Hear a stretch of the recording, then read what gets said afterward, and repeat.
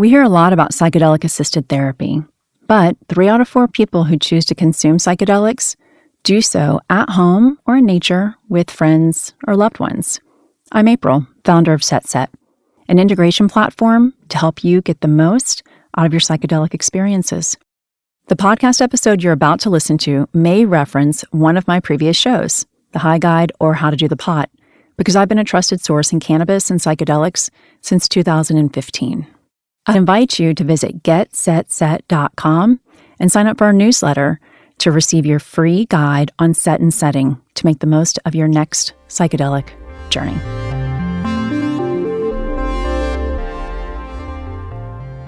This podcast discusses cannabis and is intended for audiences 21 and over. We've had a woman in her 70s and she has fibromyalgia, which is, notoriously difficult to treat. And so she was on opioids and some of the other antidepressants to try to manage fibromyalgia and was feeling crummy on them, started using cannabis.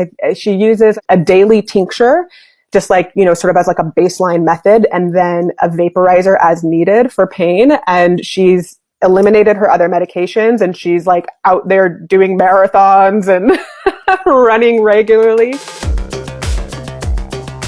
Welcome to the Pot Talk.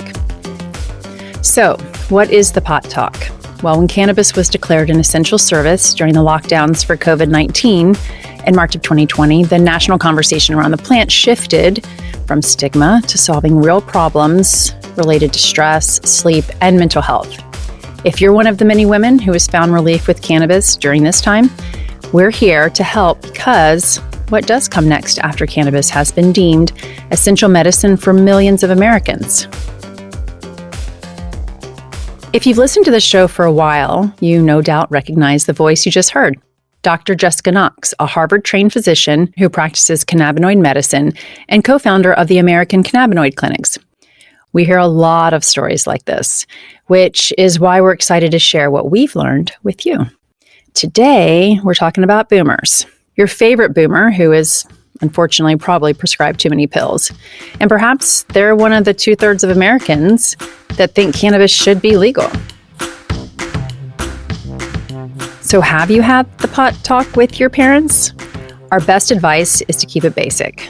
Mom and dad typically want to know if it's legal, if CBD is the same as weed, and whether they need to get high to feel better. In this year of challenging conversations, why should you delve into this particular topic? Today, 15% of the U.S. population is 65 and over. But by 2030, over half the U.S. population will be 65 plus.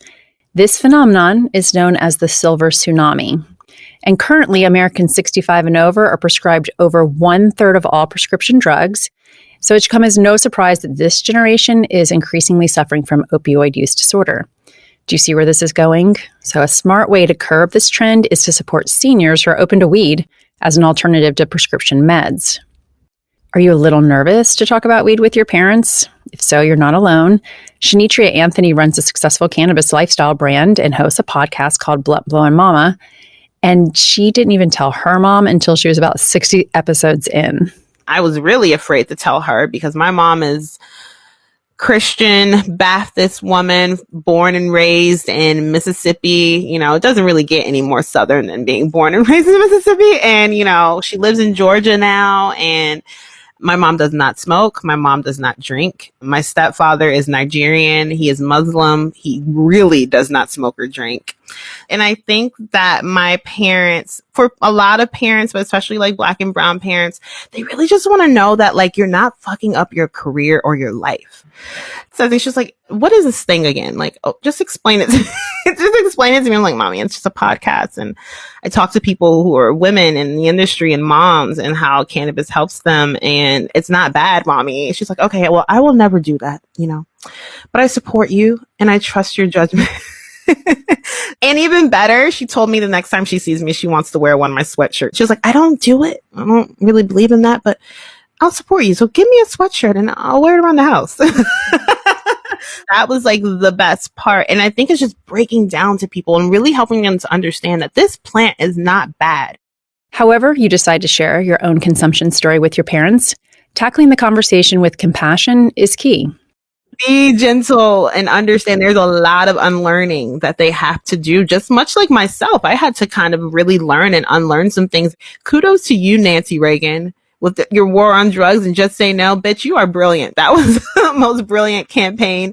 Sandra Guynes, aka the Kush Nurse, is an RN with over 15 years of experience and a former military spouse living in California. She has dedicated her nursing practice to helping people medicate with cannabis, and she works with a lot of seniors interested in doing the pot. So I'll start with seniors, which I love. And so I live in a retirement community. So when we were looking for houses, we ended up here. There's like literally everybody in my neighborhood is retired. And I am now the joint lady. Like everyone comes over to me for their joints. And when I say joints, it's not the ones you smoke. It's the ones on your body. A big part of the pot talk with your parents is knowing what physical or mental challenges they may be facing. What meds are they on and for what? Some 65-year-olds, yeah, they're managing their conditions well. Some 65-year-olds are not. So it just really depends. Like if I get like a child referring their parent, I always ask them, like, what are they able to do for themselves? And how are they managing their condition? But I definitely will say that topicals is definitely like that. That's the doorway to access. That's where everyone comes. They're like, can I have a balm or can I have, a lotion? I feel like the 65 and older would rather apply it or smoke it. It's the weirdest thing, right? Because smoking is so familiar to them. Because remember, this is like, the Marlboro Man era. It is surprising to me because I have clients who are literally on their like social security check, like first of the month, they're like, I'm ordering flour. Okay. And I'm like, get it, girl.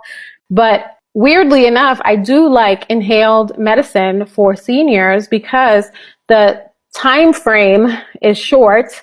And if they're forgetful or if they have any kind of side effects, it will be short-lived because it's inhaled, so it'll be like 2 hours or something like that, as opposed to like edibles or tinctures and things like that. Getting a good night's rest can be challenging for older adults. I am an older adult, if that is the case. And they are seeking out advice, yes, we are, on how to best use cannabis to improve their sleep. We recommend listening to our episodes on sleep. It's a complicated topic that will probably require some experimentation to find what works best. With seniors, lifestyle is everything. If you have a senior that's like going to the casino and going over here and walking their dog and active, they may get CBD during the day and they may, wear themselves out to the point they can go to sleep because their lifestyle has improved. But if you have somebody who's sedentary and they're not getting out as much and then they're struggling to sleep for whatever reason they're struggling to sleep, they might need to add that THC at night. Some people will take a small dose and it does everything for them, and some need a higher dose. I always say your move may vary, and we kind of play around with it until you find your happy place. Rosie Mattio, the founder of PR firm Mattio Communications, found that sleep was a way back to cannabis after many, many years for her mom. She's, a child of the 60s, so Woodstock, so she consumed back in the day, but even not that much. But now she has hip pain. She also has trouble sleeping. And it's funny that she'll come over, what do you have? And so she had not had any cannabis probably in 40 years, probably. And then a few weeks ago, she was over complaining. I just got into the macaroons and I was like, take these home, Mom. She's like, when do I take them? So she took it at night, texted me being like, I don't really feel anything, but tastes delicious. And then the next morning I got a text from her saying, I had the best sleep of my life, which is awesome. It's awesome. Yes. She's like, I feel amazing today. She had no trouble getting up in the morning after having the macaroons. The next time she came over, she's like, what do you got for me? I'm like, hey, I'm going to have to share this with you now. But it's great. And I love that she's using it as an option. But Rosie's dad, during cancer treatment, he wasn't as open to the plant. And my dad, who had cancer last year, thankfully he's in remission, he's doing great. When he had the nausea and the pain, I tried to get him to try cannabis, but from somebody who's, that generation, they really rely on what your doctor says. Doctor said, take this medication, this for nausea. So he was very hesitant to try cannabis, and I never got him to do it. And he just never tried it. So I would have loved for that to been an option for him, but everyone makes their own choices. Dr. Jess sees a lot of seniors in her practice, and we asked her why they come in. For seniors, I think the reason that they come to us and the reason they're seeking cannabis is often the same as non-seniors, I guess. Most commonly, they're trying to address pain. They're also trying to address mental health concerns, whether that's anxiety or depression, right? A lot of times they might be lonely. Their own friends or family might have passed away. They have sometimes neurocognitive decline. Cancer is more common amongst our seniors. So these are all reasons that senior patients will come to us seeking the use of cannabis. And we often see really great effects. And what is a great effect? It's improvement in their symptoms, reduction in pain, improved sleep, reduction in their feelings of anxiety or depression. Questions about current prescriptions and drug interactions will probably come up when you talk with your parents. We have had many patients who, have a laundry list of medications. It's an unfortunate phenomenon, at least in our country, that it seems like the older you get, the longer your list of medications gets. And often those medications interact with one another. Many of the medications that older folks get can make them feel tired or fatigued or flattened, and they just don't feel like themselves.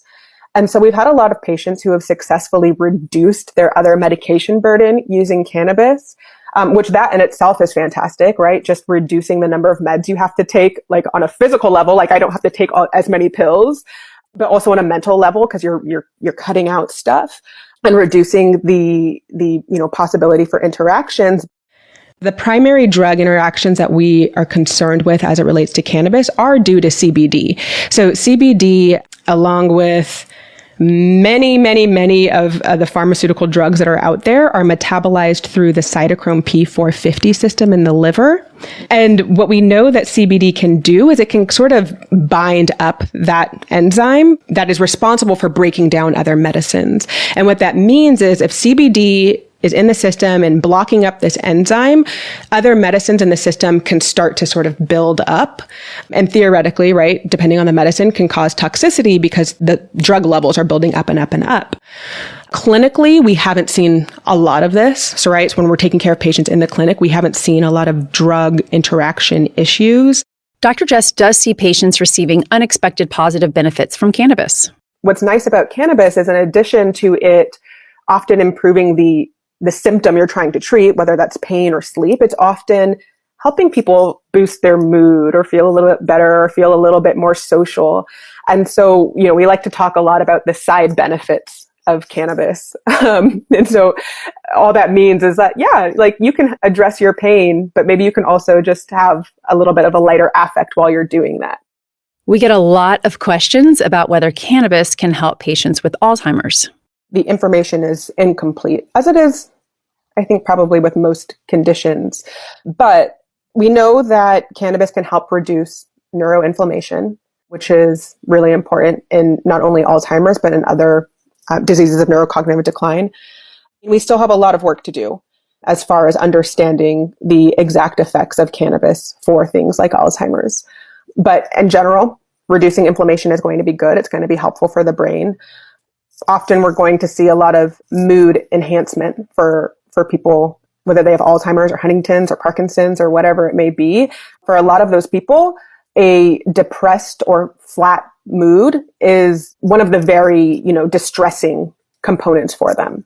So yes, there's still a lot of research that needs to be done. But we do see a number of patients that have those sorts of neurological diseases who are seeking cannabis as a form of treatment. There's no harm that can come about from trying to apply cannabis for those conditions. And for any given individual, it might do a lot of good. So I think it's worth trying. And for today's High Five, a Q&A so mom and dad feel comfortable saying yes to the pot. Number 1, is cannabis legal? CBD grown from the hemp plant is legal in all 50 states. If you can buy CBD online, it's derived from hemp, which is a cousin to a pot plant. To walk into a dispensary and buy products with THC, you must live in one of the 14 states, plus the District of Columbia, that allow for recreational use. There are 35 states that allow for medical use, which means you need to qualify for a medical condition and get a medical cannabis card. In October of 2018, Canada became the first G7 country to legalize cannabis nationally. Number 2, will CBD get me high? No, CBD will not cause any feelings of intoxication or a high. For hemp-derived CBD, the kind you can buy online, the U.S. government requires the hemp plant to have less than 0.3% THC. Buy the best quality product you can, and with all CBD, be sure to use it consistently for 2 weeks to feel the effects. Number 3, do I need THC or CBD? This is where we have to remind you that cannabis requires some experimentation. CBD is amazing at reducing inflammation, so it will help with muscle aches, arthritis, bursitis, and other pain related to inflammation. THC helps with acute pain relief by telling the brain, it's okay, let's not process that pain signal with the same pulsing intensity. Migraines and post-op pain usually require higher levels of THC for pain relief. For sleep issues, cannabis can help replace the prescription or over-the-counter sleep aids that have attracted controversy for being habit-forming. THC helps you fall asleep, and CBD keeps you asleep all night. Teas, oil tinctures, or gel caps are all low-stress ways to start mom and dad out with weed for better sleep. Number 4, will cannabis interact with my prescriptions? Any medication labeled "do not consume with grapefruit" is a red flag to avoid weed. These are usually blood pressure meds, and cannabis will affect your blood pressure. A huge challenge facing cannabis is the lack of testing due to its status as a Schedule I drug. Talk to your doctor or a physician that specializes in cannabis medicine at American Cannabinoid clinics. Number 5, is cannabis really worth trying? How many prescriptions do your parents take? Would a topical balm work instead of another pain pill, or a THC-infused tea instead of Ambien before bed? Credible studies and promising patient stories show that an opiate dosage can be reduced by half when used in combination with cannabis, and 50% of women who try cannabis are able to reduce or completely stop their prescription meds for everything from migraines to period pain to anti-anxiety meds. We hope this pot talk has offered you some ideas for how to talk to your parents about weed.